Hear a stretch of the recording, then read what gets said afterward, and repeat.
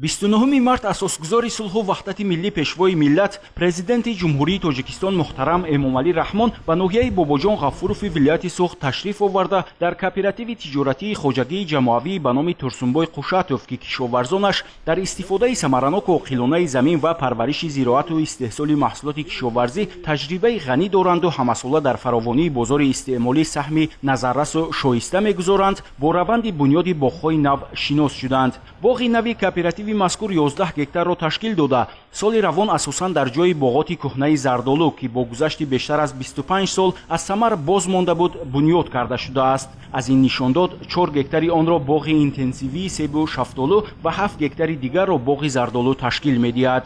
пешвои миллат муҳтарам Эмомалӣ Раҳмон дар кооперативи тиҷоратии хоҷагии ҷамоавӣ ба номи Турсунбой Хушатов бо умеди сарсабзӣ ва фаровонҳосилӣ дар боғоти навбунёди интенсивӣ ниҳоли дарахтони мевадиҳанда шинониданд ва зимни суҳбат бо боғдорон ва дигар кормандони соҳаи кишоварзӣ таъкид намуданд, ки ҳангоми бунёди боғҳои нав ва дурустии интихоби мавзеъ барои парвариши ниҳол бештар бунёд намудани боғоти ҳосилаш ба содирот нигаронида шуда, истифодаи талу теппаҳо ҷиҳати афзун намудани майдони боғот ва ба инобат гирифтани маслиҳати олимони соҳа таваҷҷӯҳи бештар равона карда шавад.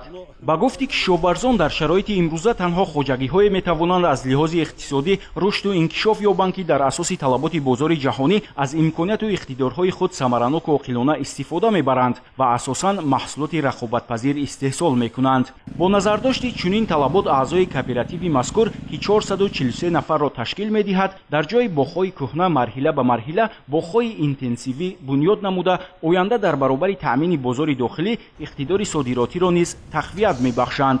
соли равон кишоварзони кооперативи тиҷоратии хоҷагии ҷамоавӣ ба номи Турсунбой Хушатов дар маҷмӯъ 35 гектар боғҳои кӯҳнаро аз нав барқарор намуданд, ки бештари онро боғҳои интенсивӣ ташкил медиҳад. дар кооперативи мазкур боғи биҳӣ низ бунёд карда шудааст. сарвари давлат муҳтарам Эмомалӣ Раҳмон масъулони кооперативи тиҷоратии хоҷагии ҷамоавӣ ба номи Турсунбой Хушатовро вазифадор намуданд, ки минбаъд майдони боғҳои интенсивӣ ва суперинтенсивиро зиёд намоянд. дар ин сурат ҳаҷми содироти мева меафзояд ва дар баробари ин сокинон бо ҷои кор таъмин мешаванд. соли ҷорӣ хоҷагии мо кӯҳна боғи камҳосилро гирифта дар ҷои 35 гектар боғи нав барпо кардем.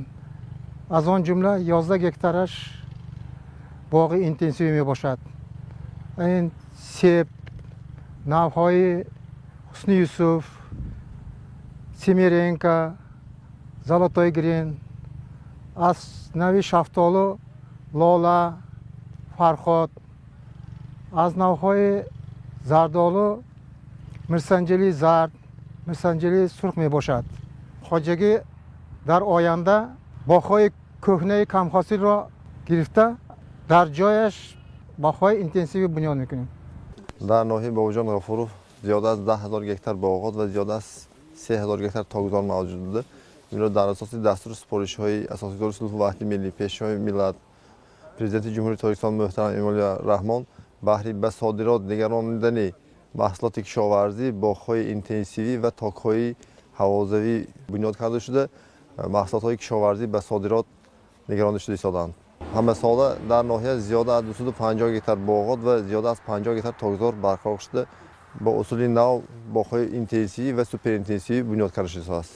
дар маҷмӯъ дар кооперативи тиҷоратии хоҷагии ҷамоавӣ ба номи Турсунбой Хушатов 1050 гектар боғу тогзор мавҷуд буда, инчунин дар 1119 гектар замин кишту парвариши зироати гуногуни кишоварзӣ аз қабили гандум, ҷав, картошка, пахта ва хӯроки чорво ба роҳ монда шудааст. имсол дар хоҷагии мо 120 гектар юнғучқа, 117 гектар гандум, 17 гектар ҷав киш карда шудааст.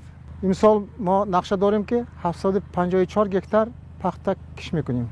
дар вилояти Суғд дар доираи татбиқи барномаҳои давлатӣ боғдорону токпарварон ба дастовардҳои назаррас ноил гардиданд. зиёд шудани майдони боғҳои нав дар вилоят асосан давоми 5-6 соли охир ба вуҷуд омадааст. аз ҷумла соли 2022 дар шаҳру ноҳияҳои вилояти Суғд тибқи дурнамо бунёди 230 гектар боғу токзори нав пешбинӣ гардида буд, аммо дар ин давра бунёди боғу токзор назар ба нақшаи пешбинишуда қариб 4 баробар зиёд иҷро гардид. яъне соли гузашта дар хоҷагиҳои деҳқонӣ ва корхонаҳои кишоварзии вилоят 890 гектар боғу тогзори нав бунёд карда шуд. Аз майдони умумии боғҳои бунёдшуда 148 гектар боғи интенсивӣ мебошад.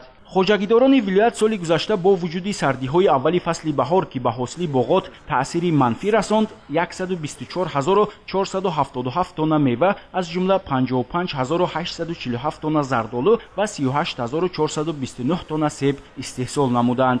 дар вилоят ҳамагӣ 75478 гектар боғҳо мавҷуд буда, аз он ҷумла боғҳои ҳосилдиҳанда 56018 гектар мавҷуд мебошад ки истеҳсоли мева дар соли 2022 зиёда аз 124000 тоннаро дар бар гирифта, бунёду барқарорсозии боғу тогзор дар вилоят идома дошта, асосан дар шаҳрҳои Старовшан, Шаҳристон ва Баландкӯҳҳо барқароркунӣ идома дорад.